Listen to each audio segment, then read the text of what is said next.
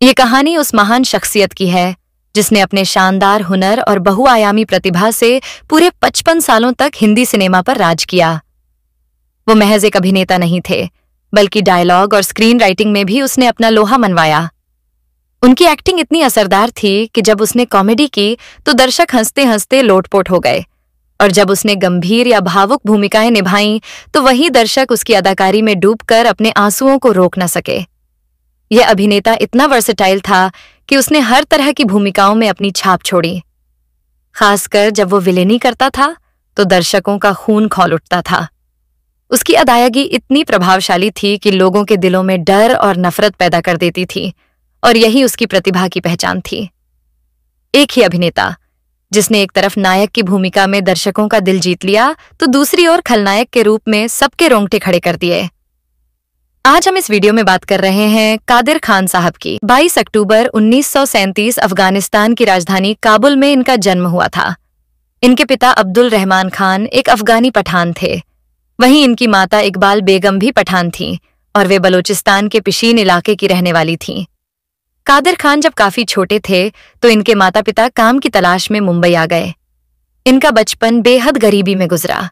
गरीबी इतनी ज्यादा थी कि उसके चलते इनके माता पिता में झगड़ा होने लगा, और आखिरकार इनके माता पिता तलाक लेकर अलग हो गए। कादिर खान और उनके बाकी भाई अपनी माँ के साथ ही रहे। इनकी माँ दूसरों के घरों में काम करके किसी तरह अपने बच्चों का पालन कर रही थी। इसी बीच इनके नाना ने इनकी माँ पर दूसरी शादी करने का दबाव बनाना शुरू कर दिया, और आखिरकार इनकी माँ को दूसरी शादी करनी पड़ गई। लेकिन अपने सौतेले पिता से कादिर खान की कभी नहीं बनी। वहीं इनकी माँ अभी भी जी तोड़ मेहनत कर रही थी। माँ को इस तरह दिन रात मेहनत करते देख कादिर खान को बड़ा दुख होता था। एक बार तो इन्होंने फैसला कर लिया कि पढ़ाई छोड़कर अपने साथ के दूसरे बच्चों संग ये भी किसी फैक्ट्री में काम किया करेंगे। कम से कम इससे घर की गरीबी तो दूर होगी। किसी तरह इस बात की खबर इनकी माँ तक पहुंच गई। तब माँ ने इन्हें समझाया कि तेरे 2-3 रुपए कमाने से हमारे घर की गरीबी दूर नहीं होगी, इसलिए तू सिर्फ पढ़ाई कर। क्या पता तेरी पढ़ाई से ही हम सबका भला हो जाए। माँ की यह बात कादिर खान के जहन में इस तरह बैठ गई कि फिर तो इन्होंने कभी पीछे मुड़कर नहीं देखा और खूब मन लगाकर पढ़ाई की। इन्होंने इस्माइल यूसुफ कॉलेज से ग्रेजुएशन किया, और फिर इसके बाद इन्होंने सिविल इंजीनियरिंग भी की। इन्हीं दिनों ये अपने कॉलेज में होने वाले ड्रामों में भी हिस्सा लेने लगे थे, और इनकी एक्टिंग को लोग खूब पसंद भी किया करते थे। इंजीनियरिंग पूरी करने के बाद इन्होंने मुंबई के भायखला में मौजूद M.H. सब्बू कॉलेज में 1970 से 1975 तक बतौर सिविल इंजीनियर प्रोफेसर काम भी किया। नाटकों में काम करना इन्होंने यहां भी जारी रखा। ये अपने नाटकों को खुद ही लिखते थे और खुद ही उन नाटकों को डायरेक्ट भी करते थे। इतना ही नहीं, अपने लिखे नाटकों में ये एक्टिंग भी किया करते थे। इसी दौरान अपने कॉलेज के एनुअल डे में इन्होंने जो नाटक किया वो बेहद मशहूर हो गया। उस नाटक को हर कैटेगरी के अवार्ड मिल गए।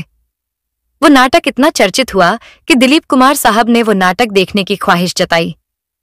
फिर जब दिलीप कुमार के सामने उस नाटक का मंचन फिर से किया गया तो वो कादिर खान से बेहद प्रभावित हुए। लोकल ट्रेन नाम के उस नाटक में दिलीप साहब को कादिर खान की अदाकारी बेहद पसंद आई, और दिलीप साहब ने तुरंत इन्हें 2 फिल्मों के लिए साइन कर लिया। ये फिल्में थीं सगीना महातो और बैराग। हालांकि इनके करियर की पहली फिल्म रही फज्र अल इस्लाम नाम की एक धार्मिक फिल्म, लेकिन इस फिल्म का कोई नाम नहीं हुआ। कादिर खान के करियर की पहली फिल्म मानी जाती है साल 1973 में रिलीज हुई दाग, जिसमें ये एक वकील की भूमिका में नजर आए थे। इसी दौरान कुछ ऐसा भी हुआ कि बॉलीवुड में बतौर लेखक भी इनका करियर शुरू हो गया। हुआ कुछ यूं कि डायरेक्टर नरेंद्र बेदी एक दिन कादिर खान के पास पहुंचे और इनसे बोले, मैंने तुम्हारा वो बेहद मशहूर नाटक देखा है और मैं चाहता हूं कि तुम मेरी फिल्म जवानी दीवानी के डायलॉग लिखो। और इस तरह ये बॉलीवुड में राइटर भी बन गए। कहना चाहिए कि अमिताभ बच्चन को महानायक बनाने में इनके लिखे डायलॉग्स का बहुत बड़ा हाथ है। अमिताभ के पसंदीदा डायरेक्टर्स मनमोहन देसाई और प्रकाश मेहरा अपनी फिल्मों के लिए कादिर खान से ही डायलॉग्स लिखाया करते थे। अमिताभ की कई फिल्मों के डायलॉग्स इन्होंने लिखे। कादिर खान ने फिल्मों में केवल डायलॉग्स ही नहीं लिखे, बल्कि कई फिल्मों के तो इन्होंने स्क्रीन प्लेज भी लिखे थे। बतौर कॉमेडियन तो ये लंबे समय तक बॉलीवुड पर राज करते रहे, लेकिन बतौर विलेन भी कादिर खान साहब का खूब नाम हुआ। लेकिन बाद में इन्होंने विलेनी छोड़ दी। विलेनी इन्होंने क्यों छोड़ी, इसके पीछे की कहानी भी बड़ी दिलचस्प है। हुआ दरअसल यूं कि कादिर खान साहब ने एक दिन देखा कि उनके के बेटे सरफराज के सिर पर चोट लगी थी। उसके सिर से खून भी बह रहा था।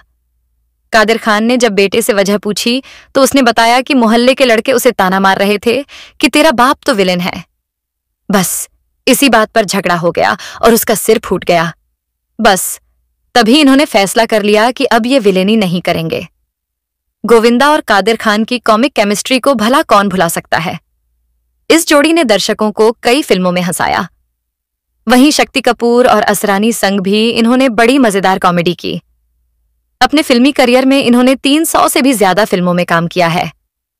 इनकी प्रमुख फिल्मों की बात करें तो इन्होंने गूंज, अदालत, खून पसीना, परवरिश, मुकद्दर का सिकंदर, मिस्टर नटवरलाल, धन दौलत, सुहाग, कुर्बानी, बुलंदी, नसीब, याराना, कालिया, सत्ते पे सत्ता, हिम्मत वाला, जस्टिस चौधरी, कुली, चोर पुलिस, गिरफ्तार, स्वर्ग से सुंदर, इंसाफ की आवाज, खुदगर्ज, चरणों की सौगंध, बीवी हो तो ऐसी, जैसी करनी वैसी भरनी, काला बाजार, चालबाज, बाप नंबरी बेटा 10 नंबरी, घर हो तो ऐसा, तकदीर वाला, बोल राधा बोल, कुल्ली number 1, Judaai, hero number 1, mister and Mrs Khiladi, Aankhen, दूल्हे राजा, सिर्फ तुम, यह है जलवा और अनाड़ी नंबर 1 जैसी सुपरहिट फिल्मों में काम किया।